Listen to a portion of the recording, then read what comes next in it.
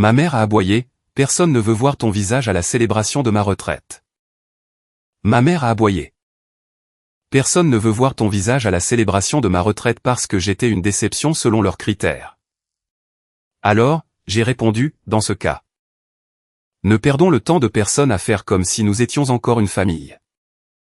À 18h ce soir-là, ma mère m'aurait appelé 31 fois. Mon frère taperait et effacerait le même message paniqué, encore et encore. Et la famille qui a passé toute ma vie à me traiter comme une tache sur leur belle nappe se tiendrait dans une salle de bal louée, essayant d'expliquer la chaise vide portant mon nom.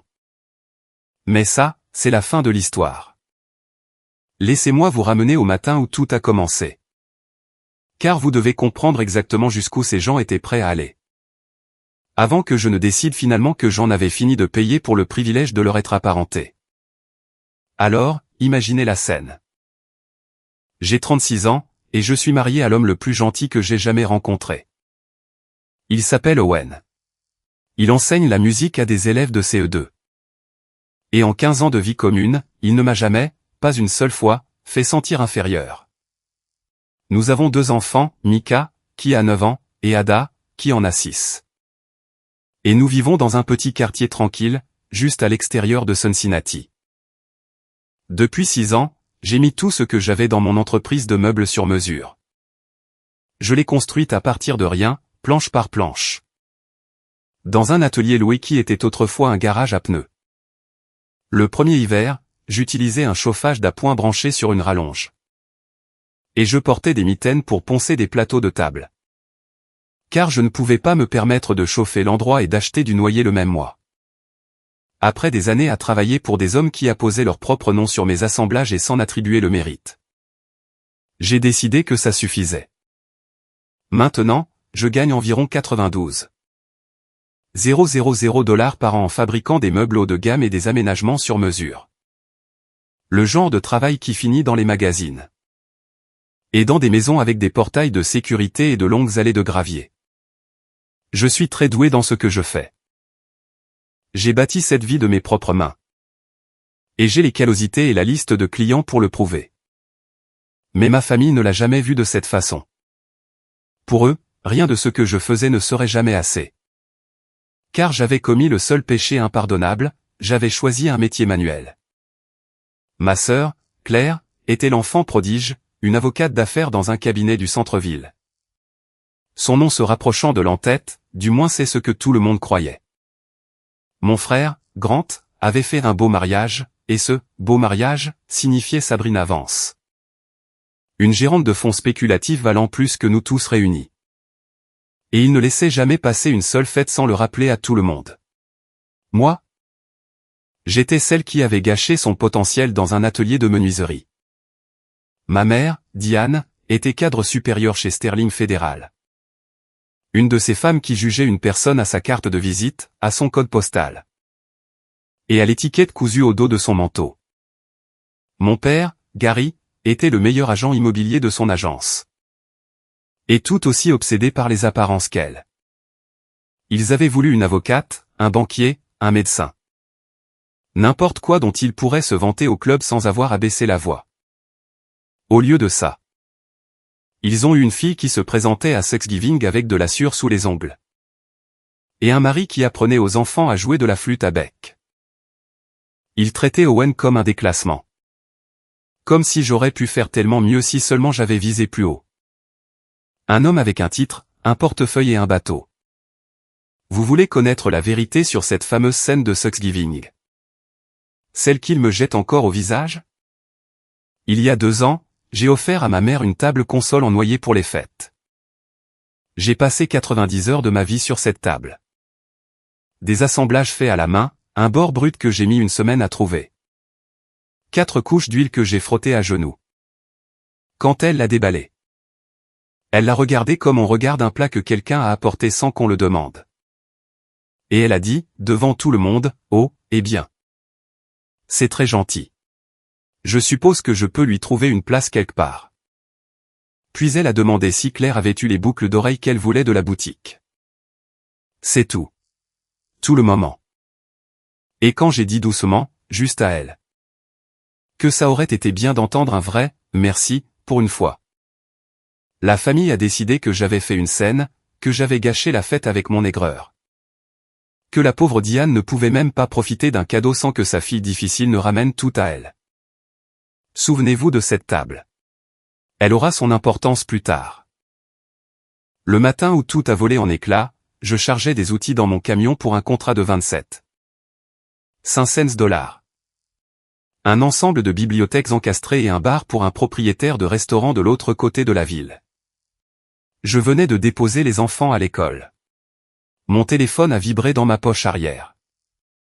C'était une notification de la discussion de groupe familial. Celle que quelqu'un avait renommée « Gala de retraite de maman ». Je l'ai ouverte en m'attendant à l'habituel. Un débat sur les traiteurs ou si les serviettes devaient être ivoire ou crème. Au lieu de ça, j'ai été frappé par un boulet de démolition. Ne viens pas à la célébration de ma retraite, a écrit ma mère. Toute la famille est d'accord que tu ne ferais que nous embarrasser. Tu as toujours été une déception. Juste comme ça. Sans préambule, sans ménagement. Juste du mépris pur et simple de la part de la femme qui m'a élevé. Je me suis littéralement appuyé contre le côté de mon camion et je l'ai lu 3 fois pour m'assurer que mes yeux fonctionnaient. Pendant des années, ils avaient marché sur des œufs autour de leur déception à mon égard. Les silences gênants au dîner, les compliments déguisés sur le fait qu'au moins j'étais bricoleuse. La façon dont ils me présentaient au fait comme « notre fille ». Elle travaille le bois, sur le même ton que l'on dirait « elle a une maladie que nous gérons ». Mais ce n'était pas un murmure derrière une main. C'était une exécution publique dans une discussion de groupe. J'ai fait défiler frénétiquement vers le haut, à la recherche d'un contexte. D'une dispute que j'aurais manqué, d'une querelle de la veille. Il n'y avait rien, juste des messages joyeux sur le service de voiturier. Une décoration de gâteaux monogrammés et un sondage sur la couleur des nappes, et puis ça. Mes doigts ont bougé avant que mon cerveau ne rattrape le coup. J'ai répondu, vous avez choisi vos amis du country club plutôt que votre propre fille. Puis j'ai fait quelque chose qui m'a vraiment fait mal à la poitrine. J'ai annulé le cadeau que je lui construisais en secret depuis 3 mois, un secrétaire en noyer. Des queues d'aronde coupées à la main, une surface d'écriture rabattable. Des compartiments cachés derrière les tiroirs. Des ferrures en laiton que j'avais vieillies à la main avec du vinaigre et de la laine d'acier jusqu'à ce qu'elles brillent comme une pièce de musée. Si un client l'avait commandé, j'aurais facturé 6,000 $ et l'aurais mis sur une liste d'attente. Ma mère avait toujours secrètement admiré mon travail. Même en prétendant que c'était un passe-temps. Quelque part dans le sous-sol stupide et plein d'espoir de mon cœur. Je m'étais laissé imaginer qu'elle l'ouvrirait à la fête, passerait sa main sur le grain. Et comprendrait enfin ce que ses mains pouvaient faire. J'avais été si stupide. Les réponses ont commencé à affluer en quelques secondes. Mon cousin Blake, qui n'a jamais rencontré un couteau qu'il ne voulait pas tourner dans la plaie, a répondu le premier avec une rangée d'émojis qui pleurent de rire, 7 d'entre eux. Comme si la blague avait besoin d'être soulignée. Puis Claire, ma sœur avocate, est intervenue avec. Tu penses vraiment avoir ta place là-bas après la scène que tu as faite à Thanksgiving? Et mon frère Grant. Le même Grant pour qui j'avais co-signé un prêt auto quand son crédit était au plus bas. Celui que j'ai aidé à déménager 2 fois et à qui j'ai prêté 2,000 $ pendant sa séparation. Il a juste mis un petit cœur sur le message de maman et n'a rien dit du tout. Du Grant tout craché, jamais celui qui tient le couteau. Toujours celui qui hoche la tête en signe d'approbation. Puis est venue la photo. Mon oncle Ray, entre tous. Un homme dont j'avais reconstruit la terrasse gratuitement l'été précédent. A posté une image photoshopée de mon visage collé sur un bûcheron de dessin animé, avec la légende. L'œuvre de charité de la famille. Quelques-uns d'entre eux ont réagi avec des visages rieurs. Ma tante a réagi avec un cœur. Je suis resté dans ce parking vide et j'ai ri à voix haute, seul. Parce que cela confirmait absolument tout ce que j'avais toujours soupçonné sur ma place. C'était fini. Vraiment, finalement, complètement fini. Ce qu'aucun d'entre eux ne savait, c'est que je gardais des traces. Pas des reçus en papier, l'autre genre. Le genre qui s'accumule silencieusement sur 3 décennies. Chaque réparation gratuite. Chaque terrasse que j'ai reconstruite pour rien pendant qu'il sirotait du vin et regardait depuis des chaises de jardin. Chaque dîner de famille où j'étais la cible des blagues parce que je ne conduisais pas une voiture allemande ou que je ne facturais pas à l'heure. Chaque pièce de théâtre scolaire et anniversaire où j'étais la babysitter attitrée parce que mon temps était supposé valoir moins que le leur. Chaque fois où ma mère a regardé mes mains calleuses comme si c'était quelque chose dont je devais m'excuser. Il s'attendait probablement à ce que je pleure, que je rampe. Que je me présente à ce gars-là la tête basse avec un chèque pour le traiteur. Comme je l'avais toujours fait. Pas cette fois. Ils avaient finalement coupé les ponts, et pour la première fois de ma vie. Debout là contre mon camion, je ne me sentais pas petite. Je me sentais libre. Et j'avais un plan qui commençait à se construire dans ma tête, planche par planche. Comme je construis tout. La première chose que j'ai faite a été de tout dire à Owen. Pas seulement à propos du message, mais de tout. Des années de tout ça. Le lent poison de me sentir comme la note de bas de page embarrassante de la famille. Nous nous sommes assis à notre table de cuisine ce soir-là après que les enfants se soient endormis. 2 tasses de thé refroidissant entre nous. Il a écouté sans m'interrompre une seule fois.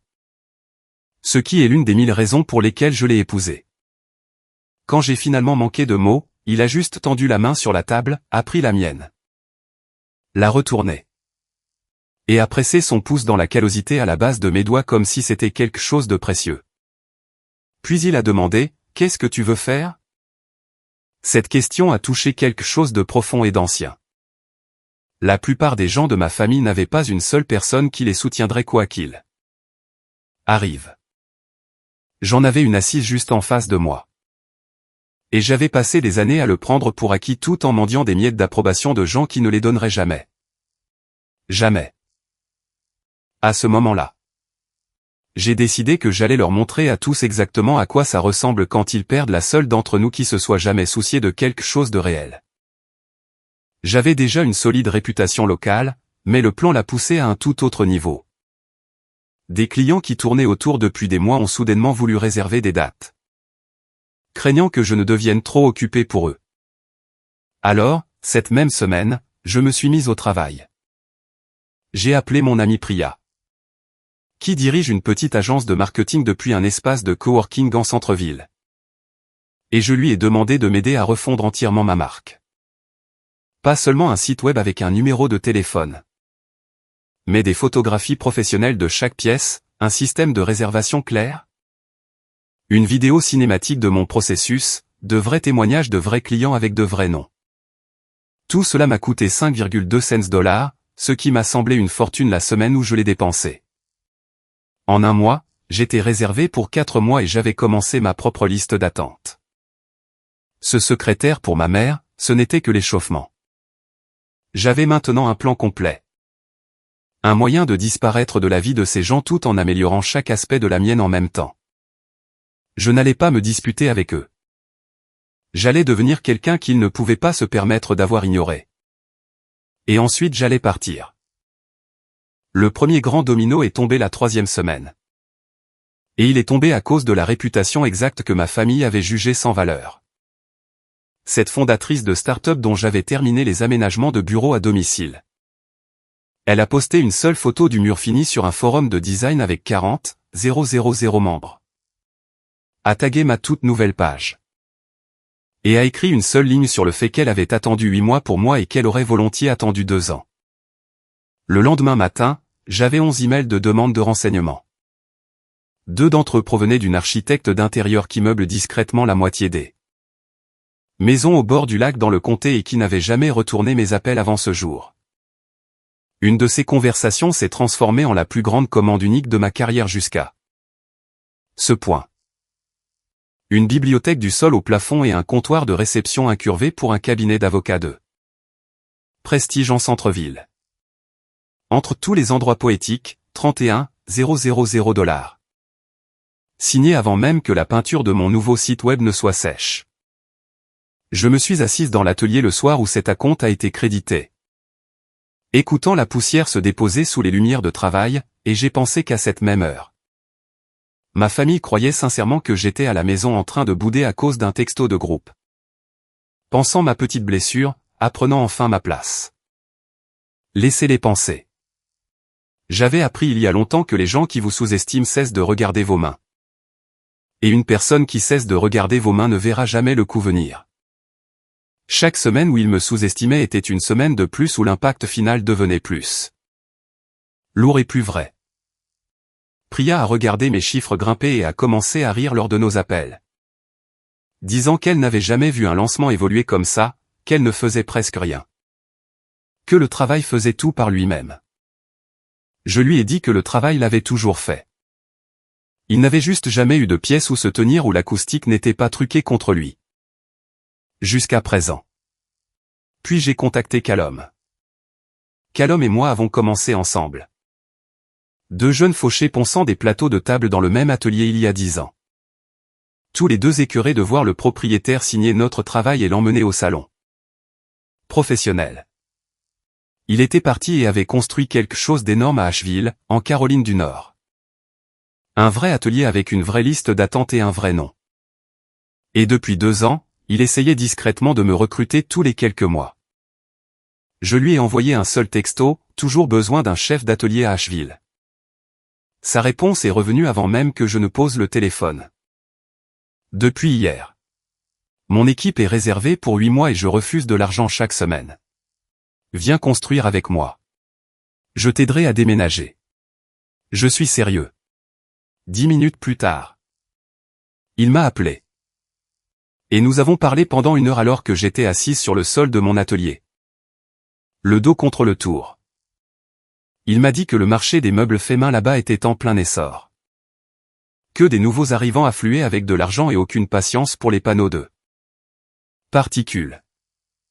Qu'il y avait plus de demandes qu'il n'y avait de mains qualifiées dans toute la région pour y répondre. Toute une clientèle, a-t-il dit, qui attend quelqu'un avec tes mains. Au moment où nous avons raccroché, je mesurais déjà le trajet dans ma tête. Pendant ce temps, j'ai joué intelligemment en ligne. J'ai commencé à publier mes meilleures œuvres avec intention. Une table à manger en noyer à bord brut qui venait de se vendre 11,000 $. Un mur d'aménagement pour le bureau à domicile d'un fondateur de start-up qui a été partagé sur les pages de design local. Des vidéos lentes et hypnotiques de moi en train de raboter à la main une planche jusqu'à ce que les copeaux se détachent en longs rubans translucides. Toujours impeccable, toujours l'image d'une femme qui n'avait besoin de rien de personne. Je n'ai jamais mentionné la famille. Je n'en avais pas besoin, et ils l'ont remarqué. Je pouvais voir les petits cercles autour de leur nom quand ils regardaient mes stories. Blake, le cousin aux émojis rieurs, a commencé à aimer chaque publication quelques minutes après sa mise en ligne. Sabrina, la riche épouse de mon frère, a commenté « Artisanat magnifique » sur un buffet en noyer. Sabrina, qui m'avait un jour demandé lors d'un barbecue si j'avais envisagé de faire quelque chose avec plus d'avenir. Ma mère a commencé à m'envoyer des messages privés. Des messages décontractés, légers, demandant des nouvelles des enfants. Transférant des articles sur les rénovations de cuisine comme si la discussion de groupe n'avait jamais eu lieu. J'ai laissé chacun de ces messages en « lu » sans y répondre. Puis ma mère m'a envoyé un texto directement. Pas de bavardage. Ton père s'inquiète à mourir pour toi. Réponds à ces messages. Pas d'excuses. Aucune mention de la discussion de groupe, du même. De l'humiliation publique devant toute la famille élargie. Juste un ordre. Comme si j'étais une subordonnée qui était restée silencieuse sur une chaîne de mai. Je n'ai pas répondu. J'avais une dernière carte que personne ne savait que je détenais. Cette carte était Camille Ross. Des années auparavant, avant qu'elle ne soit connue. Camille avait un petit studio et une commande urgente pour la résidence du maire qui était sur le point de s'effondrer parce que 2 de ses employés avaient démissionné la même semaine. J'ai fait 3 nuits blanches d'affilée et j'ai sauvé tout le projet pour elle. Et je n'ai rien demandé en retour, sauf qu'elle s'en souvienne. Elle n'a jamais oublié. Elle était depuis devenue l'une des designers de meubles les plus respectés du pays. avec un contrat de distribution nationale et sa propre émission sur une chaîne de décoration. Nous sommes restés en contact de manière sporadique au fil des ans. Un texto par-ci, une photo d'une pièce finie par-là.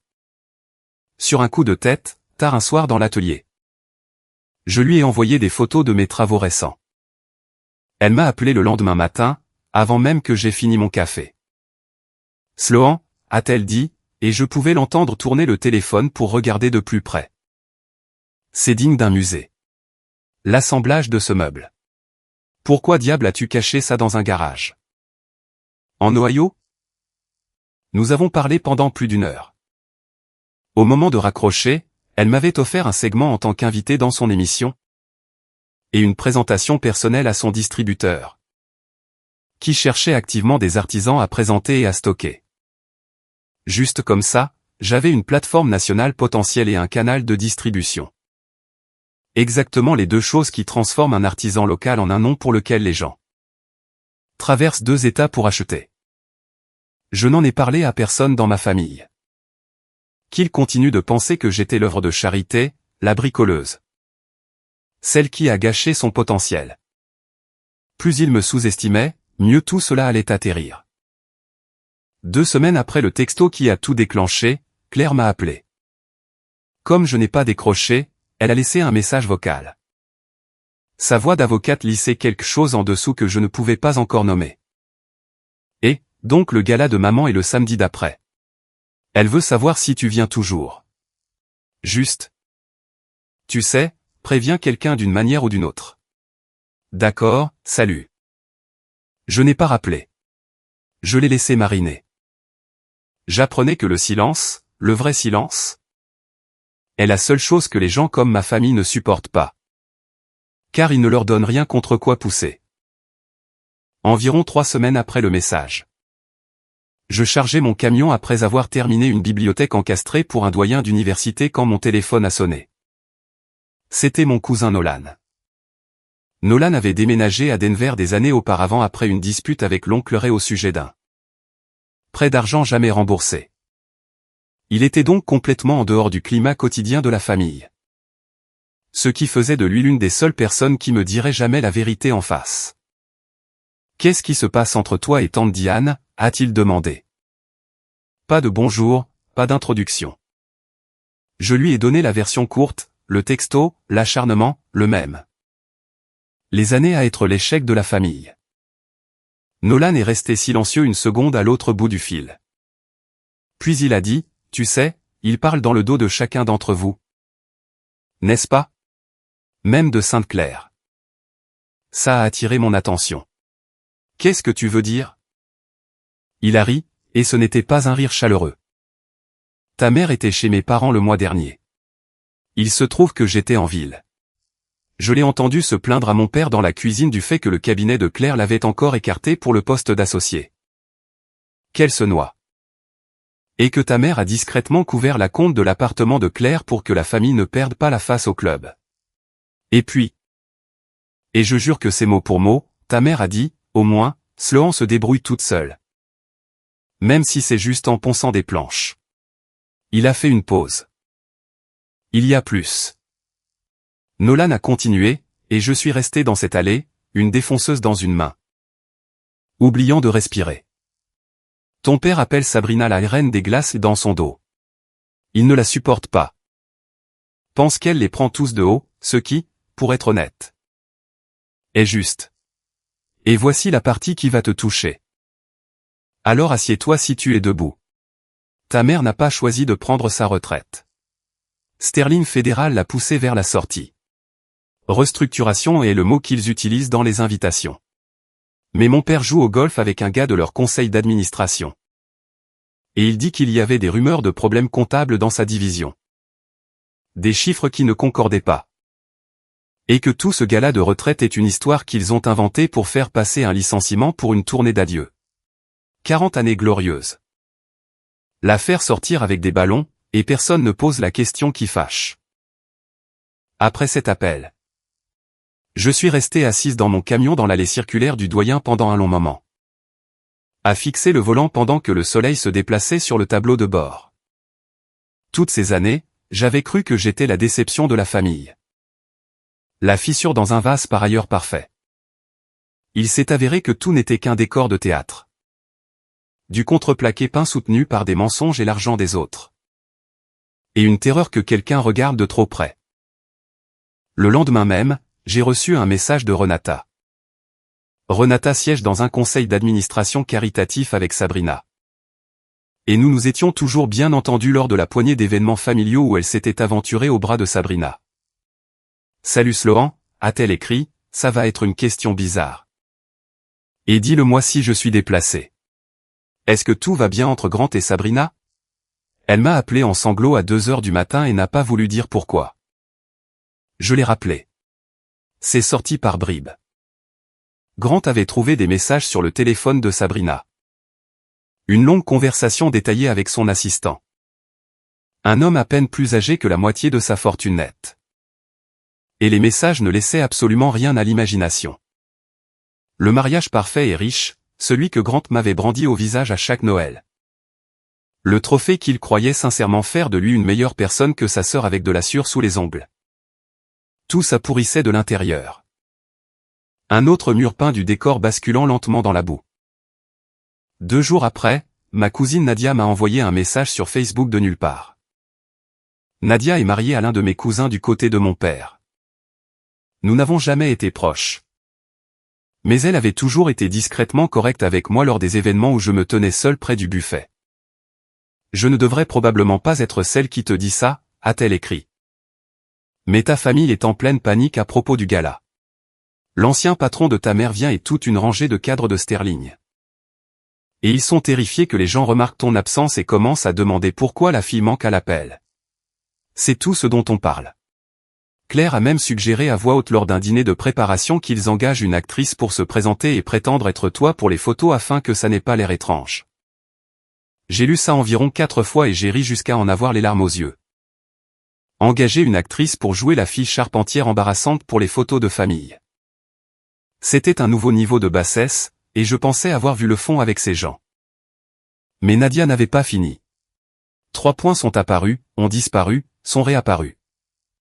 Il y a encore une chose, a-t-elle écrit. Et ça me ronge depuis que c'est arrivé. Et après tout. Je pense que tu mérites de le savoir. Ce message que ta mère a envoyé. Celui te disant de ne pas venir. J'étais au dîner de préparation la veille de son envoi. Elle a laissé son téléphone sur le comptoir de la cuisine quand elle s'est levée pour aider ton père à rentrer quelque chose du garage. Et j'ai regardé Claire le prendre et taper dessus pendant 2 ou 3 bonnes minutes. Puis le reposer exactement là où il était. Calme comme tout. Je n'y ai pas pensé sur le moment. Les gens prennent les téléphones des autres tout le temps. Mais après que ce texto soit arrivé le lendemain matin. J'y repense sans cesse. Sloan? Je ne pense pas que ta mère ait écrit ce message. Je pense que Claire l'a écrit depuis le téléphone de ta mère et l'a laissé partir sous son nom. Je suis resté très immobile dans mon camion. Et tout s'est mis en place avec un son presque comme celui d'un joint bien coupé qui s'emboîte. Ce doux et final, clac, lorsque 2 morceaux de bois décident de ne faire plus qu'un pour. Toujours. Claire, l'enfant prodige. Celle qui m'avait regardé construire quelque chose de réel et d'autonome de mes propres mains. Pendant qu'elle se noyait silencieusement dans les dettes et un travail qui la vidait de l'intérieur. Et une famille qui, malgré tout, ne la regarderait jamais comme elle mourait d'envie d'être regardée. Bien sûr, c'était clair. Ce n'était pas une preuve, pas encore. Mais je le savais comme je sais distinguer le bon grain du mauvais dès que ma main touche la planche. Et vous savez ce que j'ai fait de cette information? Rien. Je n'ai pas dit un mot. Je l'ai soigneusement classée, juste à côté de tous les autres reçus, et j'ai continué à construire. Certains outils ne se balancent que lorsque vous êtes exactement là où vous devez être. Pendant 2 jours après le message de Nadia, je n'arrivais pas à m'en défaire. Je n'arrêtais pas d'ouvrir le texto original et de le relire. Et plus je le lisais, plus j'étais certaine qu'elle avait raison. Ma mère m'a dit beaucoup de choses cruelles en 36 ans. Mais elle ne parle pas comme ce message parlait. Elle n'écrit pas « toute la famille est d'accord ». Un avocat écrit « toute la famille est d'accord ». C'est une formulation construite pour faire passer une cruauté personnelle pour un verdict de jury. Déjà décidé et voté, donc il est inutile de faire appel. Ma mère vous blesse personnellement et en prend le crédit en face.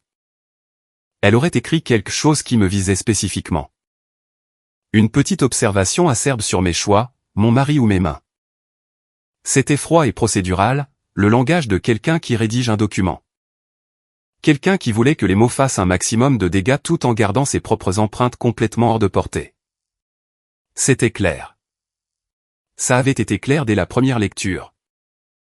Et je ne m'étais tout simplement pas autorisé à le voir. Parce que la vérité était bien plus lourde à porter qu'une mère étant cruelle.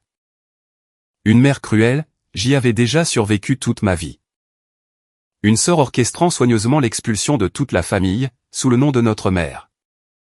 Pendant que tout le monde riait et réagissait avec des petits cœurs. C'était une chose entièrement différente, et cela changeait ce que j'étais prête à faire. Et voici la partie qui a endurci quelque chose en moi pour de bon. Après l'envoi de ce message. Quand je n'ai rien dit du tout et que je suis simplement restée silencieuse. Pas une seule personne dans cette famille n'a utilisé ce silence pour se demander si quelque chose n'allait pas. Aucun d'entre eux n'a pensé. C'est étrange. Sloane finit toujours par revenir. Peut-être qu'on a poussé trop loin cette fois. Peut-être que quelqu'un devrait prendre de ses nouvelles. Au lieu de ça. Ils ont rempli mon silence avec un mème photoshopé et un plan pour engager une actrice pour me remplacer sur les photos.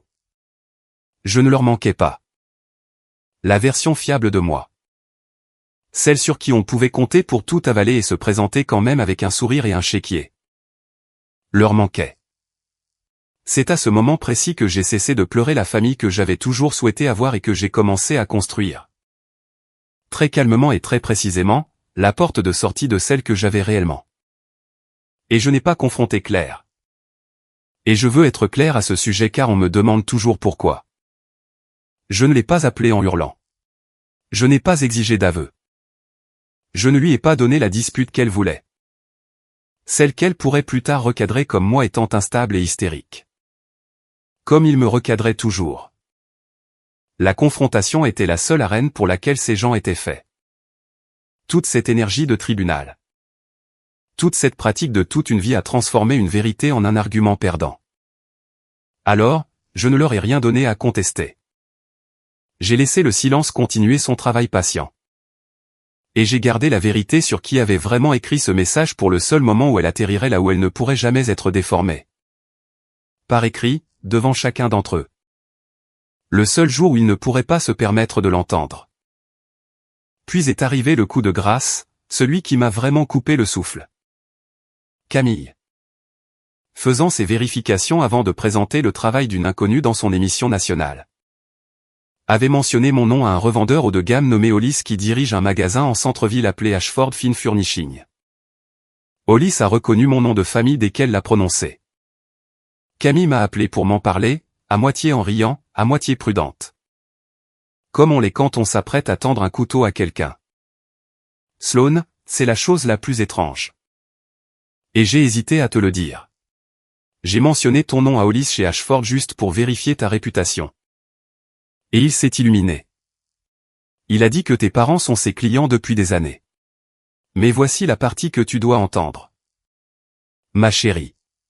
Il a dit que ta mère amène des amis dans son magasin et se vante de tes pièces en leur disant qu'elle a payé une petite fortune pour un travail d'artisan exclusif et difficile à obtenir. Il a dit qu'une fois. Elle a réuni tout un groupe de ses amis banquières devant une console en noyer dans son hall d'entrée. Une que tu as très clairement fabriquée, et leur a dit qu'elle l'avait payé 200$ à un artisan avec une liste d'attente de 2 ans. Et qu'elle avait eu de la chance de passer avant tout le monde. La console en noyer, la table de Thanksgiving. Celle qu'elle a déballée comme un plat qu'elle n'avait pas demandé et qu'elle, supposait pouvoir mettre quelque part. Celle-là. J'ai eu l'impression que quelqu'un m'avait frappé directement au sternum avec un maillet de menuisier.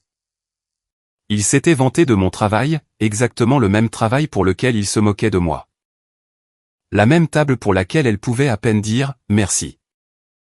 Elle s'était tenue dans son foyer en marbre et l'avait fait passer pour la preuve de son goût raffiné.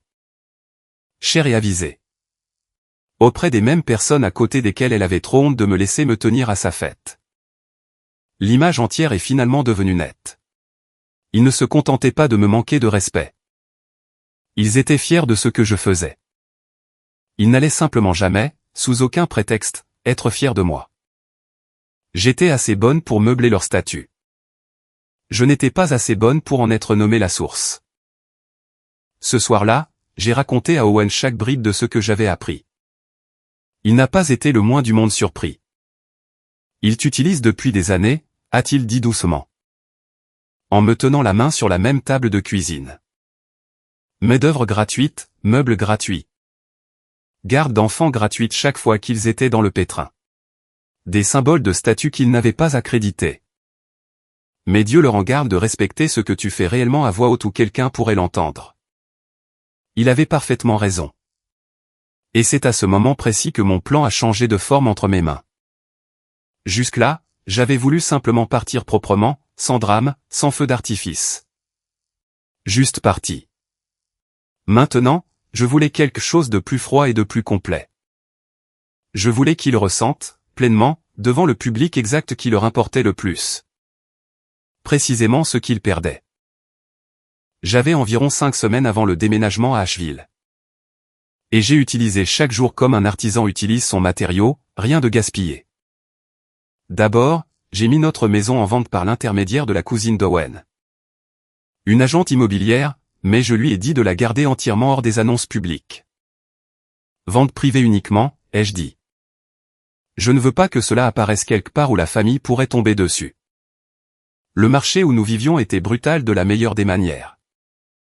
Un inventaire au plus bas, et nous avions rénové entièrement l'endroit nous-mêmes sur 4 ans. Chaque armoire. Plan de travail et longueur de moulure fait de mes propres mains les soirs et les week-ends. La cousine d'Owen avait déjà une courte liste d'acheteurs cherchant exactement notre type de maison. Nous l'avons mise en vente en demandant 92 000 $ de plus que ce que nous avions payé. Et elle m'a dit sans détour que nous les obtiendrions et que la vente se ferait rapidement. Nous n'en avons jamais soufflé mot à personne dans la famille. Pour autant qu'ils le sachent, j'étais toujours la même fille prévisible qui râlerait, puis, finalement, se pointerait. Ensuite, je me suis rendu extrêmement visible et complètement indisponible. Ce qui est une combinaison très spécifique et très satisfaisante. J'ai accepté une interview avec le journal économique local sur le mobilier artisanal à l'air du tout jetable. L'article est paru avec une double page de photos de mon atelier, de mes mains en pleine coupe. Et une phrase de conclusion sur une expansion à venir sur de nouveaux marchés. J'ai acheté une pile d'exemplaires supplémentaires au kiosque et n'en ai envoyé exactement aucun à mes proches. J'ai intensifié ma présence sur les réseaux sociaux, postant quotidiennement. Faisant des directs de l'atelier quelquefois pour que les gens puissent me voir dégauchir une planche du début à la fin. Mon nombre d'abonnés est passé de quelques centaines à plus de 14 000 en l'espace de 2 mois. Et les demandes de commandes ont commencé à arriver de 3 États différents. Puis j'ai commencé à refuser des contrats locaux. Disant aux clients que j'étais complète pour 6 mois et les renvoyant vers d'autres artisans que je respectais. La vérité, c'est que je libérais discrètement tout mon emploi du temps pour le déménagement et la nouvelle entreprise avec Callum. Environ 2 semaines avant le gala, j'ai posté une seule photographie. Des cartons de déménagement vides empilés au milieu du sol de mon atelier. Des outils à moitié emballés autour d'eux, avec la légende. De grandes choses arrivent. Surveillez cet espace. C'est à ce moment-là que la véritable inondation a commencé. Claire a appelé la première, directement sur la messagerie vocale. Puis ma mère a texté, toute douce maintenant, tu déménages ton atelier. Ma chérie? Ton père et moi disions justement que nous avons tout ce sous-sol aménagé qui est vide si jamais tu as besoin d'un endroit pour entreposer tes affaires. Je n'ai pas répondu. J'ai laissé la question flotter dans l'air et pourrir. Un jour plus tard, Grant a appelé, et comme je n'ai pas décroché, il a envoyé un long texto. Et, c'est quoi ces cartons? Tout va bien avec l'entreprise. Si tu as besoin d'un prêt-relais. Ou si Claire pouvait jeter un œil à des papiers de restructuration, nous sommes là pour toi. Sérieusement, quoi que tu aies besoin. Grant. Le même frère qui avait l'habitude de me présenter à ses amis riches comme « ma sœur ». La bricoleuse, puis de rire de sa propre blague. Soudain. Ils étaient tous si tendrement préoccupés par la carrière qu'ils avaient passé 30 ans à dénigrer. Ils sentaient que quelque chose d'énorme se passait, et que pour la première fois de leur vie. Ils se tenaient à l'extérieur, le visage collé à la vitre. Puis les invitations au gala sont arrivées par la poste, un carton épais, embossé d'or, lourd comme un carreau de sol, annonçant la célébration des 40 années distinguées de Diane Merrick chez Sterling Fédéral. Owen m'a tendu l'enveloppe avec les 2 sourcils près de la racine de ses cheveux. « Il pense vraiment que tu viens encore » a-t-il dit. À l'intérieur, soigneusement glissée derrière l'invitation, se trouvait une note manuscrite de mon père. Son écriture soignée d'agent immobilier, « Sloan, s'il te plaît. Viens. Cela signifierait tout pour ta mère. C'est tout. Pas d'excuses, pas de mention du message, du mème, de l'acteur, de l'humiliation publique. Juste la supposition lisse et inébranlable que l'obligation familiale l'emporterait toujours. Au final, sur ma propre dignité. Parce que pendant 36 ans, ça avait toujours été le cas. 3 jours avant la fête, ma mère m'a finalement appelé elle-même, en personne. Sans intermédiaire. J'ai laissé sonner jusqu'au bout. Son message vocal était du Diane pur et non dilué. Sloan? C'est ta mère. Ce traitement silencieux et puéril est franchement indigne de toi. Des gens très importants seront à cet événement. Des gens qui connaissent cette famille depuis des années. Et j'ai besoin de savoir si tu as l'intention d'être là ou non. Afin que nous puissions planifier le placement des invités en conséquence. Rappelle-moi aujourd'hui. Des gens importants. Pas, je suis désolé. Pas, j'ai eu tort. Pas, tu m'as manqué. Juste une préoccupation logistique sur l'apparence que cela aurait pour les gens importants si le siège de sa fille restait manifestement vide. Je n'ai pas rappelé, mais j'ai fait bien mieux. Je suis allé dans mon atelier cette nuit-là, j'ai allumé les lumières. Et j'ai terminé le secrétaire. Celui que j'avais annulé dans un moment de chagrin. Ce serait ma déclaration d'adieu. Mon dernier mot dans une conversation qu'ils avaient eue à mon sujet pendant 3 décennies. Et je le voulais impeccable. Du noyer débité sur quartier avec un grain rubané qui captait la lumière comme de l'eau. Des queues d'aronde coupées à la main sur lesquelles on pouvait poser une règle sans trouver le moindre jour. Les compartiments cachés derrière les tiroirs. Les ferrures en laiton brillant d'une lueur chaude et ancienne. C'était, sans aucun doute, la plus belle chose que j'ai jamais construite. Quand ce fut terminé, j'ai reculé et je l'ai regardé pendant un long moment. Puis j'ai organisé sa livraison chez mes parents le matin du gala. Et j'ai glissé une carte à l'intérieur de la surface d'écriture rabattable. Là où elle ne la trouverait qu'après avoir passé ses mains sur le bois. Il était écrit « Félicitations pour ta retraite. C'est la dernière chose que tu recevras de moi. » Pendant ce temps, toutes les autres pièces se mettaient discrètement en place. La maison a été mise sous contrat et vendue pour 92 000 $ de plus que ce que nous avions payé, en espèces, avec une clôture rapide. Les déménageurs étaient réservés pour le mardi après la fête. Callum nous avait trouvé une location juste à l'extérieur d'Asheville et avait déjà aligné 3 clients importants avides de mon travail avant même que j'aie signé un bail. Camille avait programmé mon segment d'émission pour le mois suivant. Et son distributeur avait mon portfolio en main et était, selon les mots de Camille, extrêmement intéressé. Et puis il y avait la dernière pièce, celle qui semblait presque trop parfaite pour être vraie. Depuis plusieurs semaines, j'étais en pourparlers discrets avec Meridian Trust, le plus grand concurrent de Sterling Fédéral dans la région, pour concevoir et construire l'ensemble du mobilier sur mesure pour leur étage exécutif fraîchement rénové. La table de la salle du conseil, les crédences, la menuiserie de la réception, tout le tout team. Le contrat s'élevait à 145 000 $. Plus que ce que ma mère avait gagné lors de sa dernière année complète à la banque dont elle était discrètement poussée vers la sortie.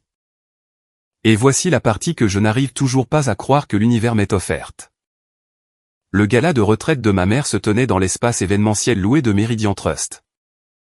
Le rival de sa propre banque. L'institution qui venait d'engager sa fille disgraciée issue d'une école professionnelle pour plus que son salaire. J'ai donc passé un coup de fil.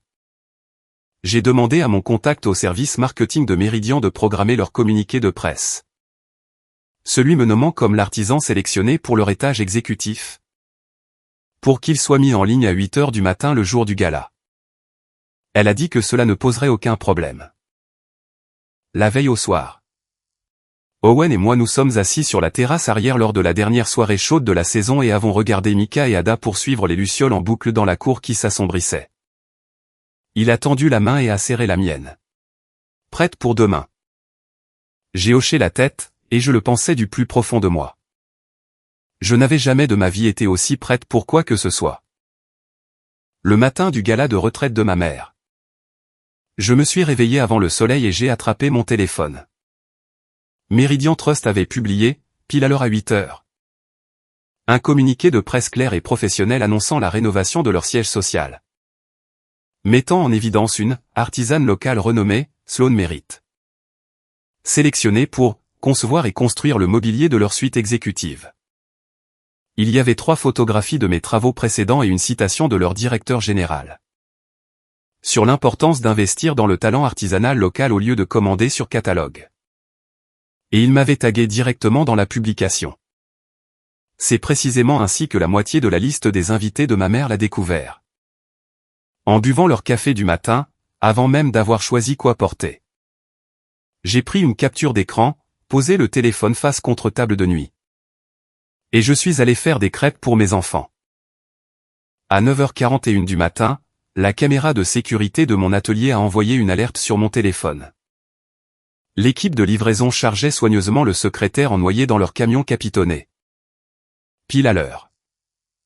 À 10h20, Owen est entré dans la cuisine en brandissant son propre téléphone, les sourcils haussés. Ta mère a appelé 4 fois au cours des 10 dernières minutes, a-t-il dit. Tu veux que je réponde où? Pas encore, lui ai-je dit, en glissant une autre crêpe dans l'assiette d'Ada. Pas encore. À 11h18, la société de livraison m'a envoyé une confirmation. Colis livré et signé par Diane Merrick. Je l'ai imaginé l'ouvrir dans son foyer, à côté de l'endroit où se trouvait la table console. Passant sa main sur le grain comme j'avais un jour rêvé qu'elle le ferait, puis trouvant la carte. Et puis le ciel est tombé. Ma mère a appelé 7 fois de suite, sans interruption. Mon père a appelé 2 fois. Claire a texté, « Qu'est-ce que tu as fait ?» Juste ça, sans ponctuation, sans majuscule à la fin. Grant a texté, « Réponds à ton téléphone tout de suite. » Ça a assez duré. Tu fais du mal à maman. J'ai éteint complètement le téléphone, préparé une glacière avec des sandwichs et du raisin. Et j'ai emmené les enfants au parc pour tout l'après-midi. Nous avons nourri les canards. Mika a perdu une chaussure dans le ruisseau, et nous ne l'avons jamais retrouvée. Ada s'est endormie dans l'herbe avec une poignée de pissenlit. C'était, la main sur le cœur. L'un des meilleurs après-midi que je me souvienne avoir passé depuis des années. Quand nous sommes finalement rentrés vers 16h. Environ 1 heure avant le début prévu du gala de l'autre côté de la ville. J'ai rallumé le téléphone et les laissé se mettre à jour. 31 appels manqués, 47 messages textes, la plupart de la famille immédiate. Mais quelques-uns d'amis de la famille que je connaissais à peine. Et même quelques-uns de cadres de Sterling qui m'avaient fait sauter sur leurs genoux lors de pique-niques d'entreprise quand j'étais petite. J'ai fait défiler lentement toute cette avalanche, assise sur les marches de ma terrasse. Ils allaient de la fureur blanche à la confusion authentique. En passant par quelque chose de très proche de la supplication. Ma mère, Sloan, appelle-moi à l'instant. Je ne peux pas entrer dans cette fête avec cette tête. Grant? Depuis combien de temps parles-tu à Meridian? As-tu la moindre idée de l'image que ça donne de maman? Des gens viennent la voir pour lui parler de sa fille artiste et elle n'a absolument rien à leur dire. Tu as fait ça exprès. Claire? Le bureau est la plus belle chose que j'ai jamais vue et la carte a fait maman s'asseoir sur les escaliers et pleurer pendant 20 minutes. S'il te plaît. Quoi que ce soit, s'il te plaît, appelle juste l'un de nous. Grant encore plus tard. Sabrina a déménagé hier et a pris les comptes et maintenant ça. Je ne peux pas gérer tous à la même semaine. S'il te plaît. Appelle juste quelqu'un, n'importe qui. Oncle Ray, tu es allé trop loin, gamine. Le sang, c'est le sang, quoi que tu penses de nous. Et puis, le message le plus intéressant de toute la pile. D'un numéro que je n'avais pas enregistré dans mon téléphone. Madame Merrick, ici Eleanor Frost. Directrice des opérations chez Sterling Fédéral. J'ai vu l'annonce de Meridian ce matin. Puis j'ai réalisé, à ma grande surprise, que vous êtes la fille de Diane. Votre travail est vraiment exceptionnel. Le genre de choses que nous essayons de trouver pour nos propres agences depuis 2 ans. J'aimerais beaucoup vous parler de certaines opportunités de notre côté. N'hésitez pas à me contacter quand cela vous conviendra. J'ai montré à Owen toute cette conversation. Il l'a lu lentement, 2 fois, puis a posé le téléphone et m'a regardé. Ils ne comprennent toujours pas, a-t-il dit doucement. Relis-les. Pas un seul d'entre eux n'est une excuse. Ils ne sont pas désolés de t'avoir blessé. Ils sont désolés d'avoir été pris en mauvaise posture devant les gens importants. Et il avait parfaitement raison. J'ai relu les 47 messages une 2e fois juste pour être sûr. Dans chacun d'eux, il n'y avait pas une ligne, pas une clause, qui disait « Je suis désolé pour ce que nous t'avons fait ». Tout tournait autour de la fête, de l'image, des questions, de la chaise vide et humiliante. À 17h30. Alors que le gala commençait de l'autre côté de la ville dans une salle de bal que mon concurrent me payait 145 000 $ pour meubler, j'ai finalement répondu. Pas à chacun d'eux en privé, un par un, où cela pourrait être géré et déformé. J'ai ouvert la discussion de groupe familial, exactement la même où tout cela avait commencé. Où le même était toujours visible au-dessus de notes joyeuses sur les nappes. Et j'ai tapé la seule chose qu'il me restait à leur dire. À présent, vous avez tous vu l'annonce de Meridian, et mon bureau a été livré et réceptionné. Alors, considérez ceci comme ma réponse. Non. Je ne serai pas là pour jouer la fille reconnaissante dans votre petite performance d'une famille parfaite. Pendant 30 ans, vous m'avez traité comme un embarras à gérer. Tout en vous vantant discrètement de mon travail auprès de vos amis dans mon dos. Maman, Hollis de chez Ashford te passe le bonjour, au fait. Il me dit que tu aimes montrer aux gens cette console en noyer dans le hall d'entrée, celle qui, selon toi, t'a coûté 2 cents d'un artisan exclusif avec une liste d'attente de 2 ans. L'artisan exclusif, c'est moi. Je l'ai construit pour toi gratuitement, pour Noël, 90 heures de ma vie. Les mêmes vacances où tu pouvais à peine la regarder et où tu as demandé si Claire avait eu ses boucles d'oreilles. Puis vous avez tous décidé que j'avais fait une scène pour avoir voulu un merci. Et pendant que nous sommes enfin honnêtes les uns avec les autres, parlons du message. Celui me disant de ne pas venir. Nous savons toutes les deux que tu ne l'as pas écrit, maman. C'est Claire qui l'a fait, depuis ton téléphone, lors du dîner de préparation. Pendant que tu étais dans le garage avec papa. Elle l'a tapé. Elle l'a envoyé sous ton nom, puis elle s'est assise et a regardé. Et chacun d'entre vous, Claire, Grant, Ray, vous tous, avez vu ce texto partir et n'avez absolument rien dit. Vous avez ri. Vous avez fait un mème de mon visage. Vous avez envisagé d'engager une actrice pour prendre ma place sur les photos. Pas un seul d'entre vous n'a pris son téléphone pour dire la vérité à sa sœur. Alors, voici la mienne, toute la vérité, une bonne fois pour toutes. J'ai vendu la maison. Nous signons la semaine prochaine. Je déménage à Asheville. Où les gens font la queue et paient de l'argent réel pour ce que ses mains peuvent faire. Et personne n'a besoin que je m'excuse pour les callosités. J'ai signé des contrats d'une valeur supérieure à ce que tu as gagné durant toute ta dernière année chez Sterling. Maman? Le même mois où ils t'ont discrètement mise à la porte et t'ont organisé une fête pour le cacher. La fille dont tu avais honte vient de surpasser en revenu l'avocate qui se noyait. Et l'homme qui a épousé une fortune et l'a perdue. Alors, profitez bien du gala. Profitez des gens importants. Profitez d'expliquer la chaise vide avec mon nom sur le petit carton. Et profitez du bureau. C'est la dernière partie de moi que vous posséderez jamais. Puis j'ai posé le téléphone face contre la marche, j'ai emmené mes 2 enfants manger une glace. Et je ne l'ai pas regardé à nouveau pendant 2 jours complets. Je ne suis jamais retourné dans cette discussion de groupe pour la voir s'embraser. Je n'en avais pas besoin.